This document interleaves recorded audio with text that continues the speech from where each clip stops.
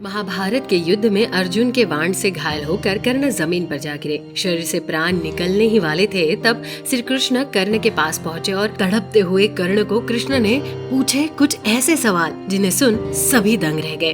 क्या थे वो सवाल, जानेंगे आज के वीडियो में, इसलिए वीडियो में अंत तक बने रहे। साथ ही वीडियो को लाइक कर चैनल को सब्सक्राइब अवश्य कर दे। महाभारत में कर्ण ने श्री कृष्ण से पूछा, मेरी माँ ने मुझे जन्मते ही त्याग दिया, क्या ये मेरा अपराध था कि मेरा जन्म एक अवैध बालक के रूप में हुआ? द्रोणाचार्य ने मुझे शिक्षा देने से मना कर दिया क्योंकि वो मुझे क्षत्रिय नहीं मानते थे। इसमें मेरा दोष क्या था माधव? परशुराम ने भी मुझे शिक्षा तो दी, लेकिन ये शाप भी दिया कि जब भी मुझे विद्या की सबसे अधिक आवश्यकता होगी तभी मैं उस विद्या को विस्मरण कर जाऊंगा, क्योंकि वो मुझे क्षत्रिय समझते थे। भूलवश एक गौ मेरे तीर के रास्ते में आकर मर गई और मुझे गौवध का शाप मिला। द्रौपदी के स्वयंवर में मुझे सूत पुत्र और अयोग्य बताते हुए मुझे खूब अपमानित किया गया, क्योंकि मुझे किसी राजघराने का कुलीन व्यक्ति नहीं समझा गया। यहाँ तक कि मेरी माता कुंती ने भी मुझे अपना पुत्र तब स्वीकारा जब उन्हीं के दूसरे पुत्रों के प्राण संकट में आए। मुझे जो कुछ मिला दुर्योधन की दया स्वरूप मिला, तो क्या ये गलत है कि मैं दुर्योधन के प्रति अपनी वफादारी रखता हूँ?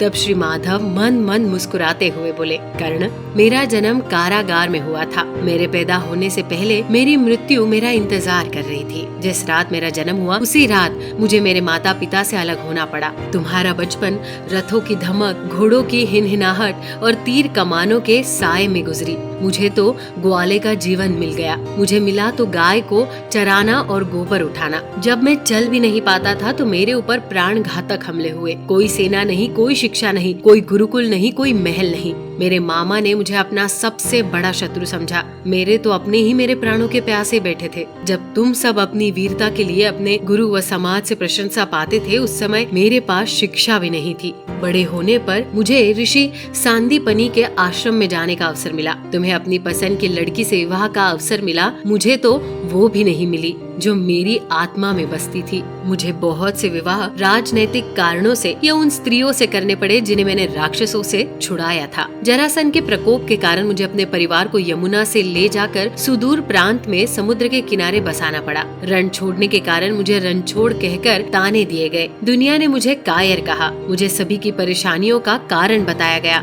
यदि दुर्योधन युद्ध जीत जाता तो विजय का श्रेय तुम्हें भी मिलता, लेकिन धर्मराज के युद्ध जीतने का श्रेय अर्जुन को मिला। मुझे कौरवों ने अपनी हार का उत्तरदायी समझा। मेरे हिस्से भी तो आया तो क्या? माताओं के श्राप, मृत सैनिकों के परिवारों की बद्दुआएं, क्या सच में मैं इन्हीं का हकदार हूँ? हे कर्ण, किसी का भी जीवन चुनौतियों से रहित नहीं है। सबके जीवन में सब कुछ ठीक नहीं होता। कुछ कमियां अगर दुर्योधन में थी तो कुछ युधिष्ठिर में भी थी। सत्य क्या है और उचित क्या है, ये हम अपनी आत्मा की आवाज से स्वयं निर्धारित करते हैं। इस बात से कोई फर्क नहीं पड़ता कितनी बार हमारे साथ अन्याय होता है। इस बात से कोई फर्क नहीं पड़ता कि कितनी बार हमारा अपमान होता है। इस बात से कोई फर्क नहीं पड़ता कि कितनी बार हमारे अधिकारों का हनन हुआ है। फर्क सिर्फ इस बात से पड़ता है कि हम उन सब का सामना किस प्रकार करते हैं। तो दर्शकों, कैसी लगी आपको ये जानकारी, हमें कमेंट कर जरूर बताएं। साथ ही यदि आपको ये वीडियो पसंद आई हो तो वीडियो को लाइक कर चैनल को सब्सक्राइब अवश्य कर दे। वीडियो में अंत तक बने रहने के लिए आपका धन्यवाद।